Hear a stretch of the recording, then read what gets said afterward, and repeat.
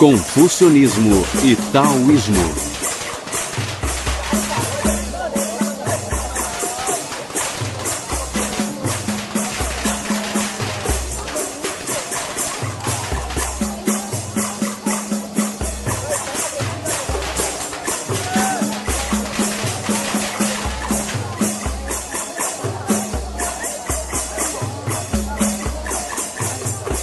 Do segundo século a.C. até meados do século XX da era cristã, o confucionismo viria a ser a influência mais marcante na vida dos chineses. Para um observador distraído, tanto a filosofia quanto a religião chinesas parecem ser totalmente alheias à filosofia e à religião ocidentais. Por exemplo, cada uma das três principais religiões ocidentais, o cristianismo, o judaísmo e o islamismo, professam a fé em Deus como o fundamento de seu credo. Já a religião chinesa é mais voltada para a conduta humana. Alguns estudiosos se perguntam se os chineses são, ou se foram algum dia, religiosos. Também se questionam se os antigos chineses tinham deuses, mitos e heróis, a exemplo da maioria dos povos antigos, como os gregos, os japoneses, os hindus da Índia e outros. Mas se nos aprofundarmos e examinarmos de perto sua religião e filosofia, descobriremos que, em certos aspectos, elas não diferem tanto assim da cultura ocidental. Por exemplo, tanto a tradição chinesa quanto a ocidental enfatizam o valor da razão, o papel da moral nas relações sociais e a crença em que a alma do indivíduo está ligada ao transcendente. Para começar, devemos retroceder mais de 2 milênios, quando houve um intenso despertar em todo o mundo. Esse período de quase 6 séculos, de 800 a.C. a 200 a.C., produziu os filósofos clássicos gregos e indianos, os profetas hebreus e o grande mestre chinês Confúcio.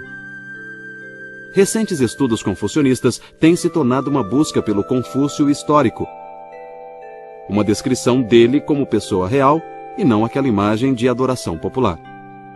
O personagem histórico que conhecemos por Confúcio foi, na verdade, um homem de nome Kong Xiu, que viveu no período de 551 a 479 a.C., e que durante 2 milênios foi conhecido só em algumas partes do que hoje chamamos China.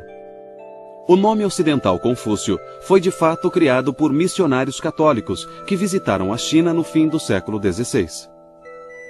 O jovem, que veio a ser conhecido como Kung Futsu, ou Mestre Kung, e depois Confúcio no Ocidente, cresceu no antigo estado de Lu, no nordeste da China. Os pais de Kung morreram quando ele ainda era criança. Em certa época de sua vida, ele passou 10 anos viajando e visitou muitos outros estados feudais na busca sem êxito de um soberano que seguisse seus conselhos. Aos 50 anos, Kung Futsu tornou-se um tipo de comissário da polícia em seu estado natal. Foi o mais alto cargo público que ele ocupou e no qual permaneceu por apenas 1 ano. Na velhice, Kung se dedicou mais a ensinar seus discípulos, embora também se ocupasse de música, poesia e conversasse eventualmente com governantes e ministros. Kung sempre se considerou um estudante, embora também se considerasse um professor. Ele afirmava que a ninguém devia ser negada educação, fosse por origens humildes ou parcos recursos financeiros. Embora Kung se visse mais como transmissor que como criador, ele tinha muita certeza de ter uma missão. De fato, a influência de Kung mudou a sociedade chinesa. Por exemplo, antes de Kung, a palavra Shu, ou cavalheiro, se aplicava apenas a homens de alta linhagem como oficiais militares ou nobres. Depois de Kung, Shu passou a ser aplicada a eruditos, que então ascenderam ao topo da pirâmide social. Soldados passaram a ser menosprezados. O cavalheiro era chamado de Shunzu, literalmente filho de príncipe. Mas os ensinamentos de Kung mudaram essa conotação de forma que cavalheiro passou a ser alguém de elevado caráter moral. Assim, Kung e outros filósofos humanistas foram precursores de uma nova era de sabedoria ética, Para entender sua originalidade, temos que entender como eram as coisas antes dele. Pesquisas arqueológicas demonstram claramente que os povos da antiga China praticavam sacrifício, adivinhação e rituais primitivos. Há 4.000 anos, nos primórdios da história chinesa, essas práticas eram comuns, e elas se qualificam a ser consideradas religiosas. Os estudiosos discutem se o confucionismo é uma doutrina filosófica, um ensinamento religioso ou ambos.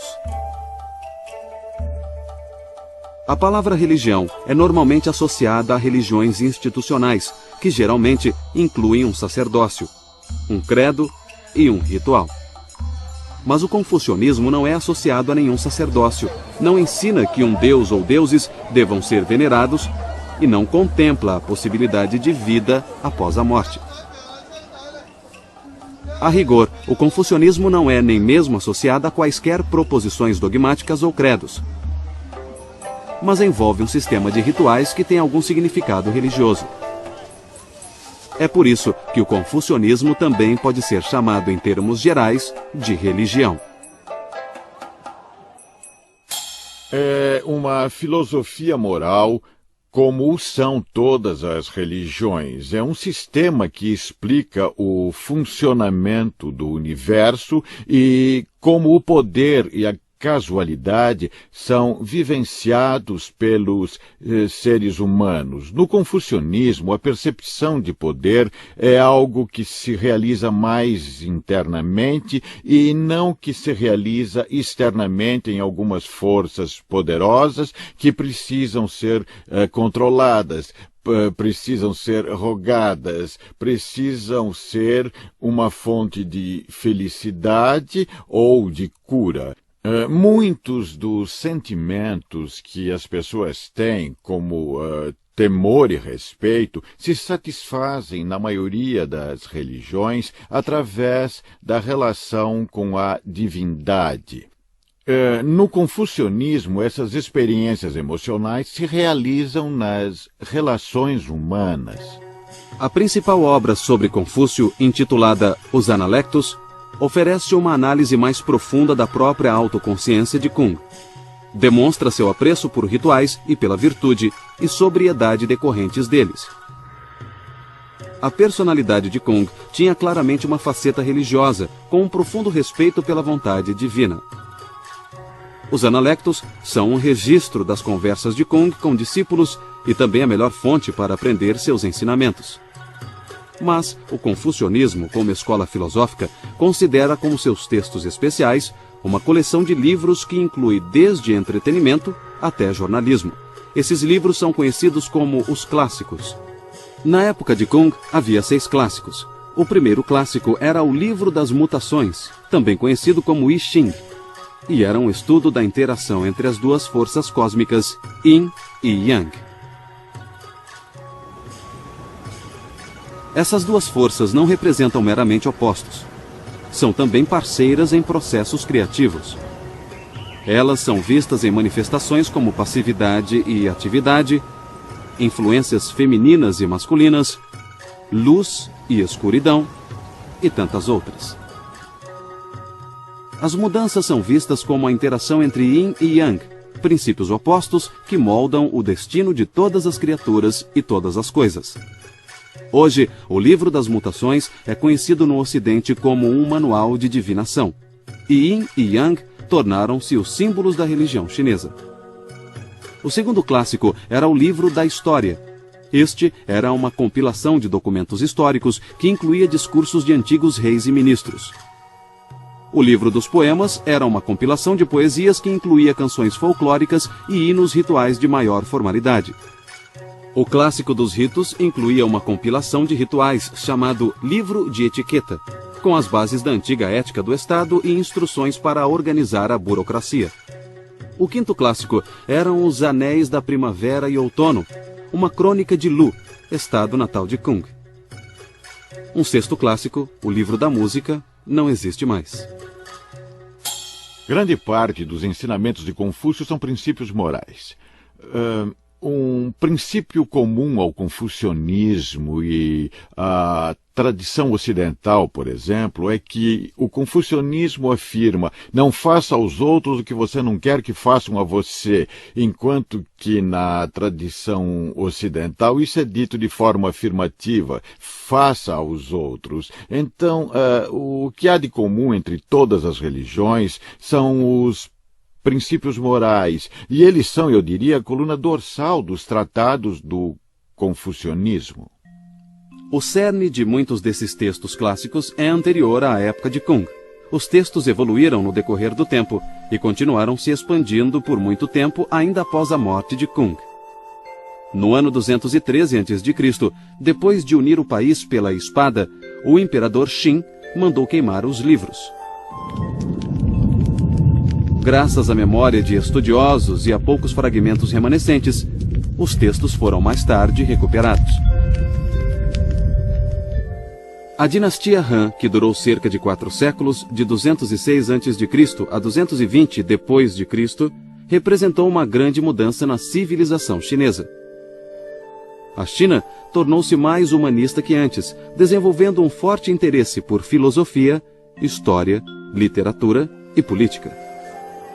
Em 124 a.C., o governo Han fundou a Universidade Imperial para educar os futuros funcionários do governo nas ideias confucionistas. Para evitar outra desastrosa queima de livros, os escritos clássicos foram então gravados em pedra. Alguns dizem que o grande mérito do confucionismo é revelar o que há de absoluto no relativo. Ou seja, encontra um sentido supremo no caráter moral das relações humanas.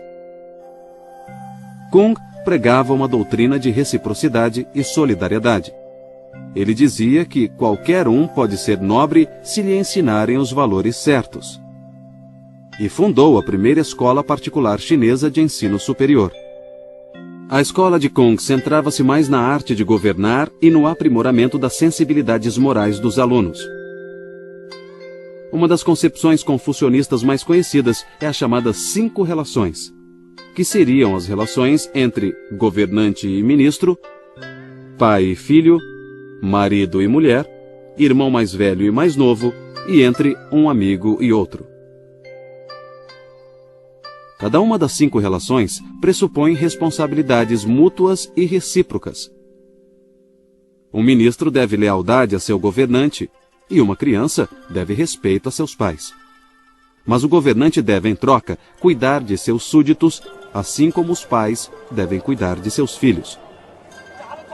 A doutrina central de Kung é a virtude do Zhen, que são o afeto e o amor existentes nas relações humanas. Para a família, eles reservaram um tipo especial de amor, porque as raízes do Zhen são a devoção filial e o respeito fraterno. O confucionismo reconhece o amor natural das relações familiares. Também reconhece os sentimentos naturais suscitados pela necessidade do próximo, quem quer que ele seja. Para o seguidor de Confúcio, o amor dos pais pelos filhos também se estende aos filhos de outras pessoas. O respeito filial pelos pais se estende aos pais de outras pessoas e aos mais velhos em geral. As relações familiares servem de modelo para o comportamento social, no afã de alcançar o amor universal. As pessoas devem respeitar os idosos, tanto os de sua família quanto os das famílias dos outros. Devemos ser bondosos não só para com as nossas crianças e adolescentes, mas para com as de outras famílias também. Esses preceitos são a fonte de união e solidariedade na cultura chinesa. Mas o confucionismo é mais do que um manual de bom comportamento. Também estabelece certos rituais, inclusive rituais religiosos.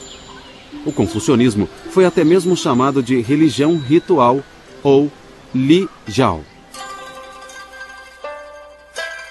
O culto ancestral dos chineses era cercado de rituais como a veneração ao céu, o Senhor Supremo. Kung Futsu pregava que era extremamente importante termos correta disposição interior ao nos engajarmos num ritual social ou religioso. senão as boas maneiras iriam se tornar mero formalismo ou hipocrisia. O confucionismo requer moralidade racional e um tipo de virtude que produz relações harmônicas e responsáveis com outros seres humanos. Na tradição confucionista, as maiores virtudes são a harmonia alcançada pelo relacionamento harmônico com os outros, o menosprezar de confrontos e conflitos e a prática de modos de vida que conduzam à harmonia entre os seres humanos. Enfim, a harmonia é uma das principais virtudes. Outra virtude importante é a benevolência. Kuhn negava ser um revolucionário. Ele até mesmo atribuía as próprias ideias aos antigos. Ele causou pouco impacto enquanto viveu. E morreu na obscuridade com cerca de 72 anos, em 479 a.C. Kuhn estava convencido de que sua vida fora um fracasso e que seus ensinamentos seriam logo esquecidos. Observando essas tradições religiosas a partir da visão de um antropólogo, a gente se pergunta o que significam essas tradições no que se refere ao comportamento humano. Hoje, os chineses não são conscientes ou mesmo oficialmente confucionistas. No entanto, grande parte dos seus sentimentos e desejos, assim como seu senso de dever, é governada por seu passado. Então, muitos permanecem dentro da tradição confucionista, independentemente de acreditar nela ou não. Mas o confucionismo ainda é relevante? Se entendemos o confucionismo como uma ideologia passadista voltada para o estudo estéril de textos, com uma rígida hierarquia social, em que pais sempre reprimem filhos, homens comandam as mulheres e o passado impera sobre o futuro, então o confucionismo perde relevância no mundo moderno. Mas se vemos o confucionismo como uma forte declaração de que toda pessoa é preciosa, de que a grandeza moral é possível, de que as relações sociais são baseadas em valores éticos e o eu permanece sempre aberto ao transcendente, então o confucionismo pode ser a base de uma verdadeira concepção de dignidade, liberdade e igualdade.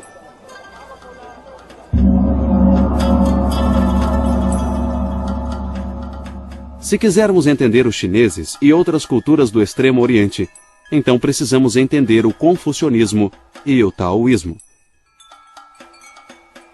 Pode-se dizer que a filosofia chinesa é, em geral, baseada em duas faces da existência.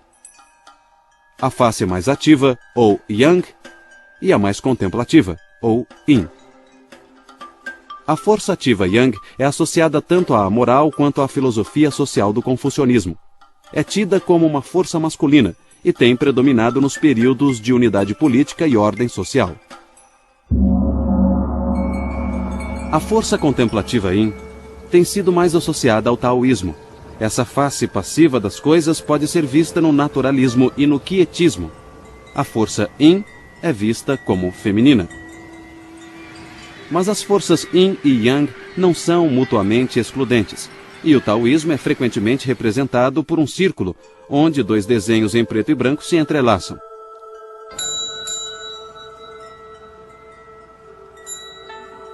O taoísmo é ao mesmo tempo uma filosofia e uma religião, e às vezes essas duas formas de taoísmo são muito diferentes. O problema é intensificado pelo fato de que todas as escolas de filosofia e religião chinesas usam a palavra Tao, que significa o caminho.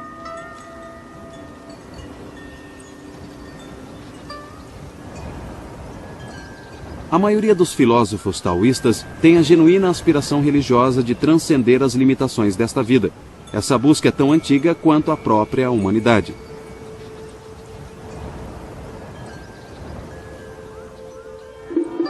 Os filósofos taoístas também se isolaram do mundo, mas não tanto para escapar ao que há de ruim na vida terrena. Eles se afastaram em protesto contra a opressão exercida pelas instituições políticas e sociais do homem. Houve ocasiões em que alquimistas taoístas ganharam favores políticos. Em outros casos, mestres taoístas enfrentaram batalhas políticas tanto contra confucionistas quanto budistas. Mas a maioria tem preferido se manter anônima e reclusa e tem mantido sua crença envolta em mistério. Durante boa parte de sua história, o taoísmo tem sido praticado sob um manto de segredo. A princípio, uma filosofia de reclusos tornou-se uma religião, cujos seguidores têm geralmente buscado o anonimato. Muitos ensinamentos taoístas são formulados através de enigmas, e os seguidores desse círculo esotérico geralmente só revelam seus segredos aos iniciados. Esse manto de segredo só foi retirado recentemente.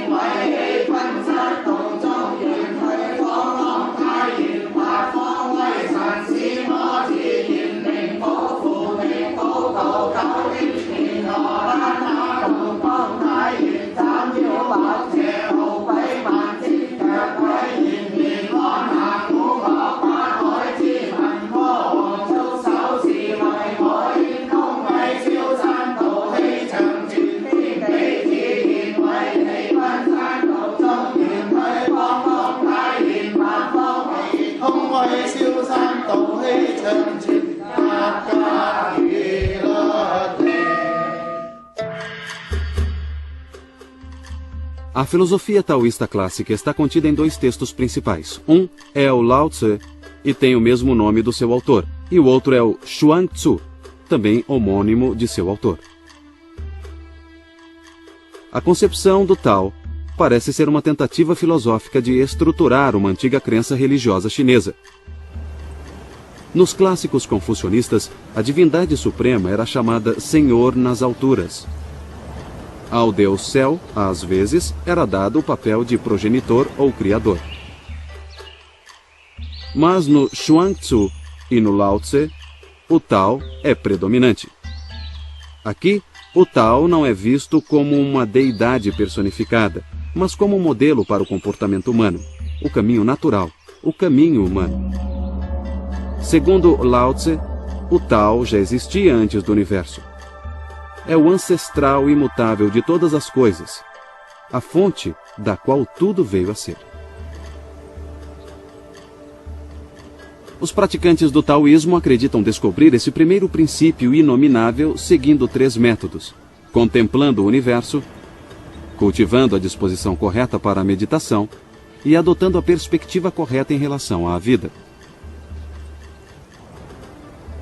No taoísmo, essa visão correta é expressa pelo termo Wu Wei, que significa literalmente inação.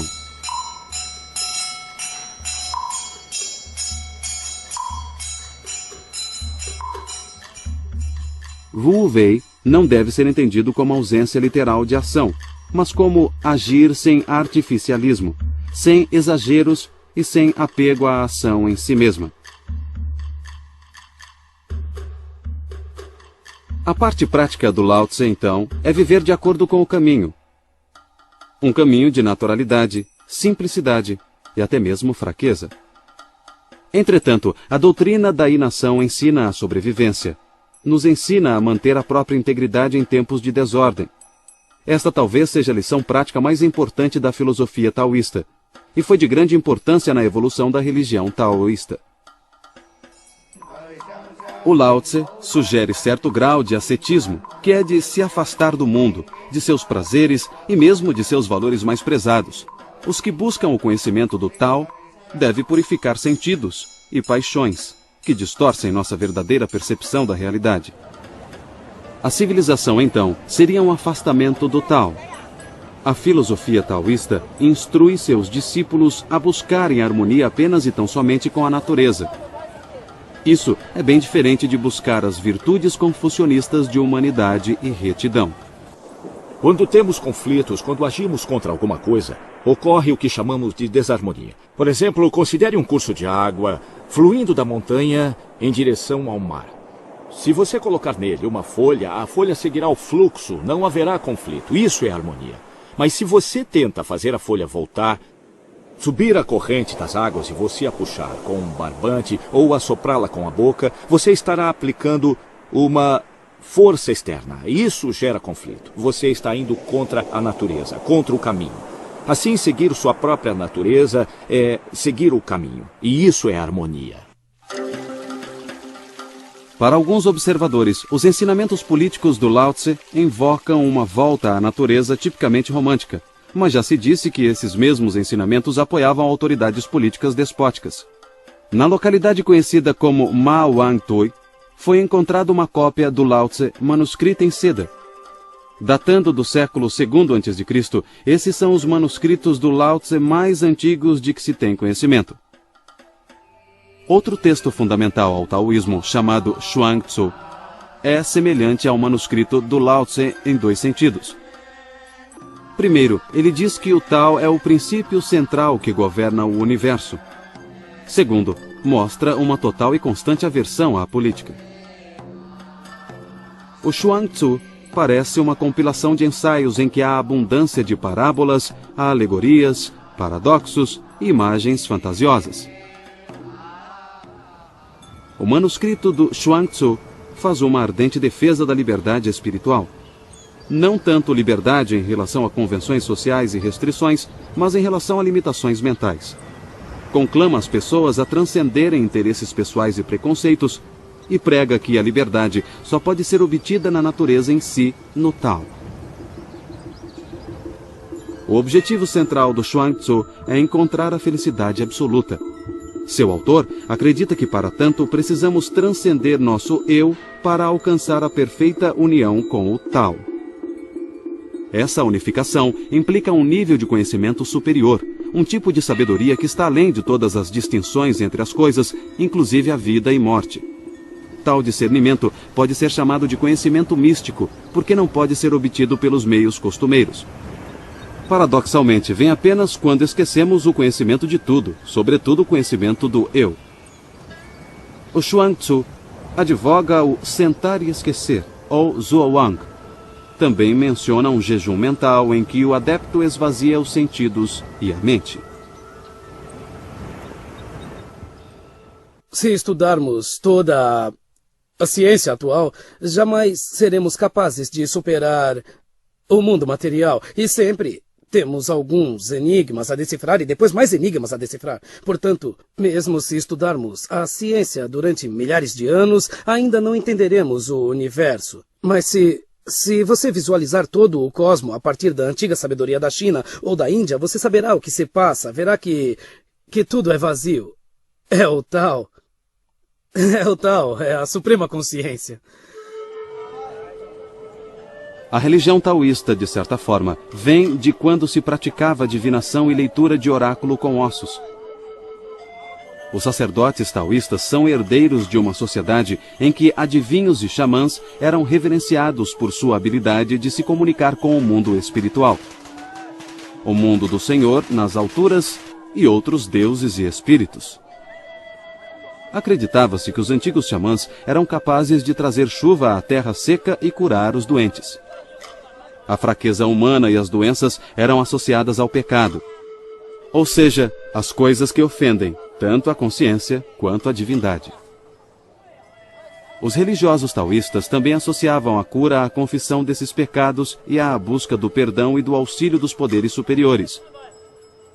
Ainda assim, os taoístas sempre deram muita atenção à fisiologia e à farmacologia. E isso trouxe muitas contribuições à medicina chinesa.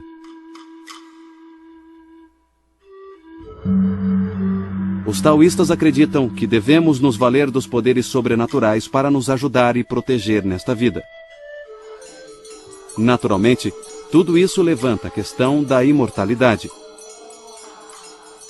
Ao longo da história, certas pessoas buscaram a imortalidade terrena na forma humana, mas a experiência universal da morte sugere que tal busca é ingênua. A longevidade real é sua mente continuar viva após a sua morte física. Acho que essa é a melhor forma de explicar a vida após a morte. Se você realiza alguma prática espiritual com diligência e regularidade, então sua mente ainda pode permanecer viva depois que seu corpo físico morrer. Bem como todos dizem, a morte é o fim de uma coisa, mas é o começo de outra. A morte ocorre para o nosso corpo quando morremos, e nada funciona. Isso é o começo do mundo, o começo da nossa desintegração. Nosso corpo se transforma em outra coisa. Vamos pensar no que acontece com nossa mente. Toda noite nós dormimos. Para onde nossa mente vai? Nunca pensamos nisso, nem nos preocupamos com isso. Mas automaticamente, no dia seguinte, acordamos pela manhã.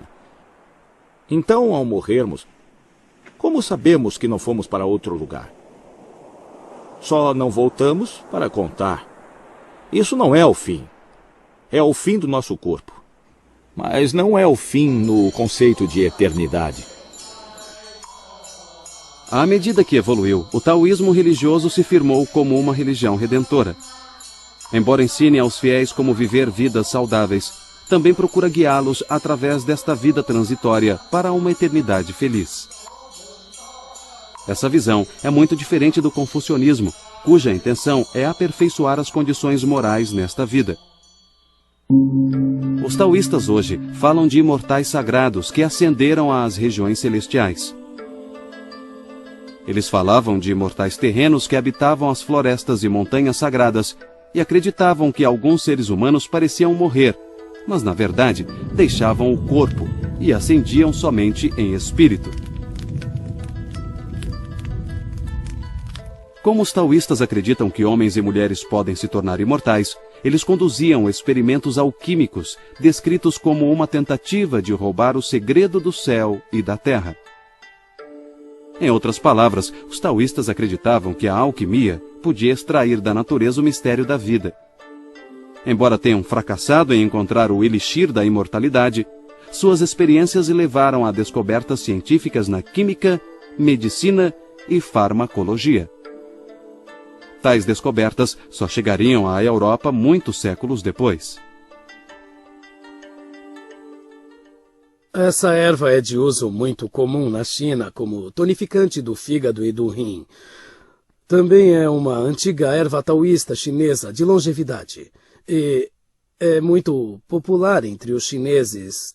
Também na cozinha. Ela é chamada de gokizi.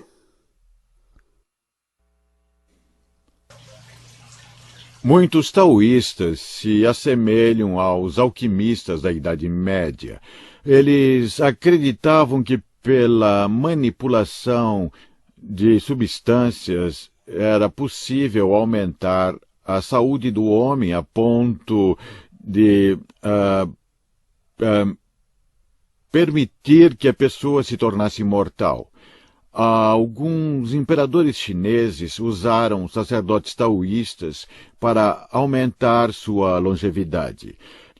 Então, essas práticas passaram a ser vistas como práticas taoístas porque eram realizadas por adeptos do taoísmo. O milagre da alquimia, por assim dizer, seria transformar aquilo que é comum e encontrar alguma coisa que é vista como incomum ou como extraordinário. Isso é alquimia. Ou seja, qualquer coisa fora do comum viria do que é comum. Você torna o comum extraordinário, você torna diferente. Portanto, nesse sentido, tudo que vem da natureza contém o processo alquímico. Você vê as coisas crescerem, você põe uma semente no chão, no solo, e você fornece a ela o terreno certo, a temperatura certa, a umidade certa, e ela crescerá. Isso é alquimia. A alquimia acontece, na verdade, diariamente em nossa vida. Nós só não sabemos reconhecê-la. Ao longo da história, os taoístas também cultivaram a vida mortal quando desenvolveram técnicas de cura, de circulação, exercícios de meditação e higiene sexual. O taoísmo oferecia um sistema de cura verdadeiramente holístico, baseado num texto do século VI a.C., chamado Tratado de Medicina Interna do Imperador Amarelo. Esse texto continha uma lista de prioridades para a boa saúde. Primeiro, trate o espírito. Então, alimente-se adequadamente. Daí virá a cura para o corpo. O taoísmo desenvolveu práticas de meditação que incluem um exercício com certos movimentos realizados de pé, com os joelhos levemente flexionados. Isso supostamente ajuda a restaurar o equilíbrio adequado de energia, ou o que os chineses chamam de Qi, dentro do corpo. Os taoístas acreditam que o Qi percorre meridianos dentro do corpo. A yoga e a acupuntura chinesas são baseadas nesses meridianos que apresentam vários pontos de acupuntura. Você se livra da energia tóxica causada pelo vento maligno. O vento maligno geralmente ataca a cabeça, causando obstrução. Quando há deficiência de Qi, a energia tóxica pode aumentar muito e precisamos estimular o Qi para nos livrarmos da energia tóxica que costuma vir do vento maligno. Nós a chamamos de Feng Qi.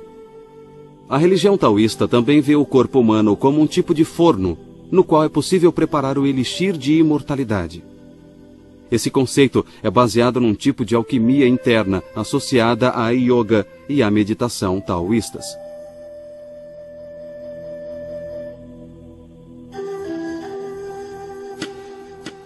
Segundo a teoria que fundamenta esses métodos, o corpo humano é dividido em 3 áreas chamadas campos sinabrinos: cabeça, tórax e abdômen. Cada campo é habitado por vários deuses que dão ao corpo vida e sustentação, e são supervisionados por um panteão de divindades chamado a Tríade Taoísta, ou Trindade. Os taoístas acreditam que a vida é feita de 3 princípios. Esses seriam o sopro, ou Qi, a essência vital, ou Jing, e o espírito, conhecido como Shen.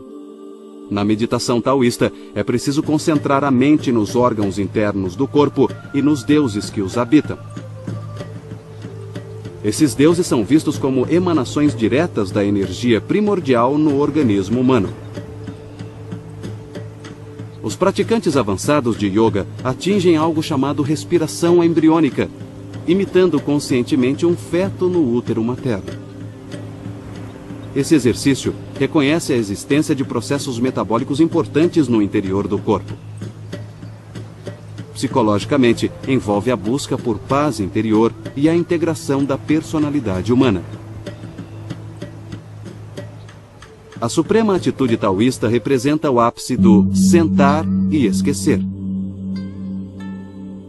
Uma frase que se refere a certas práticas meditativas na mais elevada tradição mística do taoísmo. Nesse estado mental, símbolos e imagens supostamente deixam de ser necessários. A pessoa simplesmente se senta e esquece. Eu diria que o homem, sobretudo, tem um corpo, tem uma mente. Ele transita entre os dois, entende? Se seu corpo é saudável, relativamente saudável, se sua mente está em paz, então ele pode resolver todos os problemas. E como é que se faz isso? Eu simplesmente diria, Pare com tudo, não faça nada. Não fazer nada significa não criar, não pensar. E o que é pensar? É se preocupar. E o que é se preocupar? Você cria uma situação e acha que não pode resolver. Então se preocupa.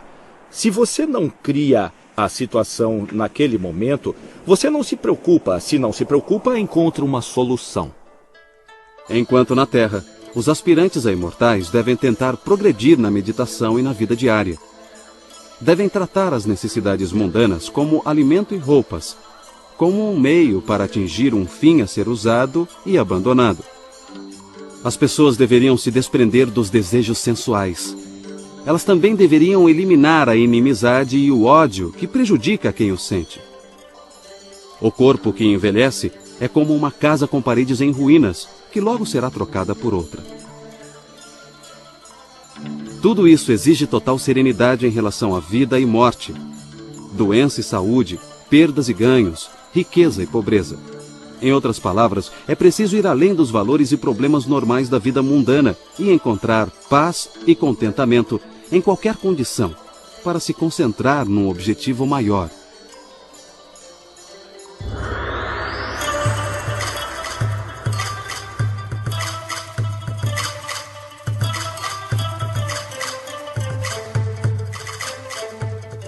Alguns estudiosos dizem que a filosofia e a religião taoístas exaltam as características femininas mais do que o confucionismo. Uma análise do Lao Tse dá razão a essa tese. Refere-se ao Tao como a mãe de todas as coisas. E parece favorecer as imagens suaves, femininas na essência, como a água, os vales e o vazio. Implicitamente, o Lao Tse reconhece o Tao como a mãe do mundo. Para os confucionistas, o Tao se refere ao princípio fundamental da filosofia moral. Mas quando discutimos o significado do Tao nos escritos de Lao Tse e de Chuang Tzu, nós nos referimos ao Tao universal, o caminho que a tudo inclui. Embora essa ainda seja uma conotação essencialmente filosófica da palavra Tao, ela também tem uma dimensão religiosa. O taoísmo filosófico foi uma dentre muitas fontes que convergiram para criar o taoísmo religioso. Outra fonte foi a escola Yin e Yang, que buscava compreender a ordem natural em termos de duas forças complementares, ainda que antitéticas ou opostas. Uma terceira fonte foi a escola dos 5 elementos ou agentes, que afirmava que 5 substâncias físicas, metal, madeira, água, fogo e terra, representariam forças cósmicas. Tanto a escola Yin e Yang quanto a escola dos 5 elementos ajudaram os chineses em seus esforços iniciais para entender o universo. Essas ideias penetraram as filosofias taoísta e confucionista, mas se tornaram ainda mais marcantes na religião taoísta. Os sacerdotes taoístas obtêm licença para realizar os rituais de cada tradição específica. Eles também realizam muitos outros rituais em festivais durante todo o ano. Os rituais mais conhecidos são aqueles voltados ao Ano Novo Lunar, celebrados com dragões dançarinos e fogos para afugentar demônios.